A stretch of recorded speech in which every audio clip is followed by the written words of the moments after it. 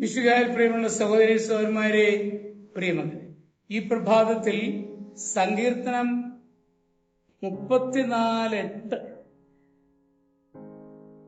The book of Psalm chapter 34 verse 8 കർത്താവ് എത്ര നല്ലവനെന്ന് രുചിച്ചറിയുവിൻ.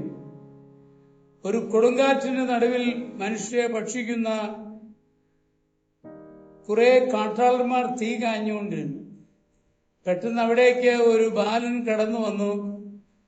അവൻ തണുത്തു വിറയ്ക്കുന്നുണ്ടായിരുന്നു.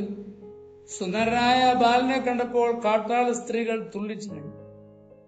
അവനെ കൊന്നു തിന്നാൽ അവർ തിടുക്കം കാട്ടി. എന്നാൽ കോമളനായ ബാലന്റെ മുഖത്തേക്ക് നോക്കിയപ്പോൾ രാക്ഷസന്മാരുടെ നേതാവായ മൂപ്പന് അവനോട് അതിരറ്റ വാത്സല്യമാണ് തോന്നി. അടുത്തു വന്ന തീ കായാൻ അയാൾ അവനെ ക്ഷണിച്ചു. തന്റെ രോമക്കുപ്പായം ഊരി അയാൾ ആ ബാലനെ അണിയിക്കുകയും ചെയ്തു. മൂപ്പന്റെ സ്നേഹം കണ്ടപ്പോൾ കാട്ടാള സ്ത്രീകൾക്കും അവനോട് ബഹുമാനം തോന്നി.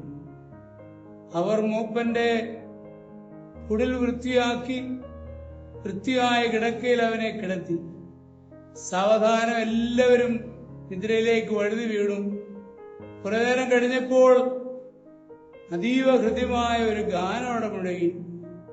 കാട്ടാളന്മാർ ആ ഗാനധാരയുടെ ഉറവിടം തേടി നടന്നു. മൂപ്പന്റെ കുടിലിൽ നിന്നാണ് ഈ ഗാനം. മുൻപ് അതിഥിയായി വന്ന ബാലന്റെ ഗാനസുതയല്ലേ അത്?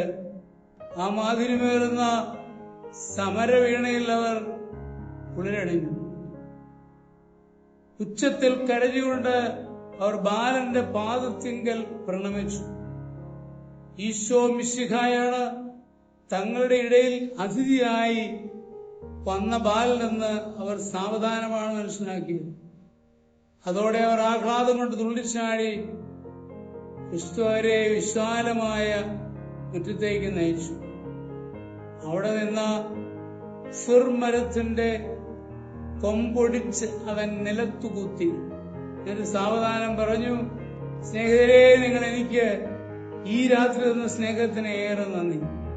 ഞാൻ നിങ്ങളോടുകൂടി വസിച്ചു എന്നതിന് തെളിവായി ഈ ഫിർമരം എല്ലാ ക്രിസ്മസ് ദിവസങ്ങളിലും പൂത്തു തളർക്കും.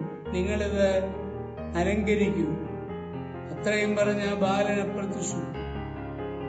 പശ്ചിമ ജർമ്മനിയിൽ ക്രിസ്മസ് ട്രീയുടെ ഉത്ഭവത്തെ പറ്റിയുള്ള കഥ ഇതാണ്.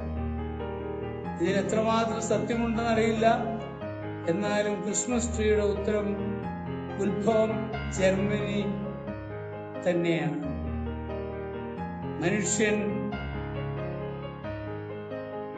മനുഷ്യരെ മാലാഖമാരാക്കുന്നത് വിനയമാണ് എന്ന് സെയിന്റ് അഗസ്റ്റിൻ പറയുന്നു.